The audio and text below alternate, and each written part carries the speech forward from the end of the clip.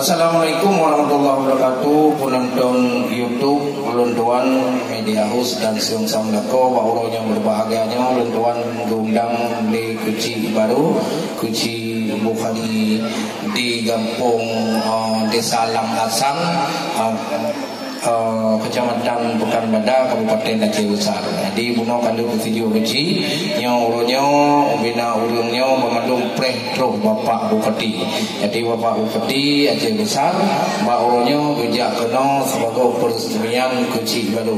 Nyokuh yang penting gedanya bina di tiap kampung karena tiap-tiap na sabuh acara dapat video dan terus Bupati na tata cara inokuh duh adat Aceh. Makanya marwah Aceh pak adat karena kong agama, karena agama dengan adat lagi zat nanti pun lagi parang ngan sadur mandua mata tajam tapi hana saban bak semupun ya. Oleh karena demikian alhamdulillah Allah tak puja ni ba uronyo kalau rupa sidara lun sidih ngon sino bah pihluan ngro rakan tercinta lan tuan rakan niba uronyo nyokatuk kena wahai sidara go undang le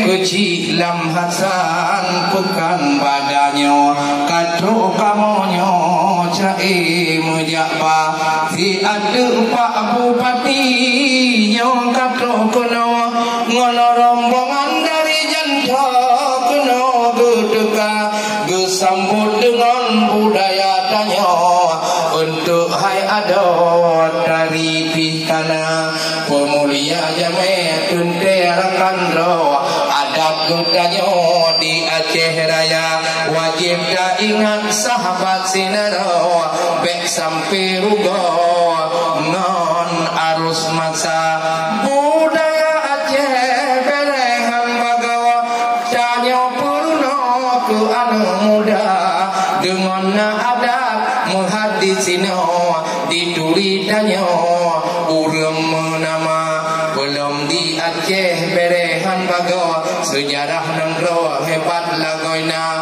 adat kamuri murid rago sidih ngon sino beda-beda dengan adat agama tanyo katun tenang nangro paguji kana dengan adat adab lam nangro urung sidih sino kamu etika awate taturi mong Bupati lagenyo atau kepala nangro sosok yang duka dengan adat kampung kadunjung ditanya kada purno ke anak bangsa nyo anak mit-mit menancit hai ado diubut danyo diikut serda tanya katuha bak sabah uro ke anak cutnyo dah pulang demam.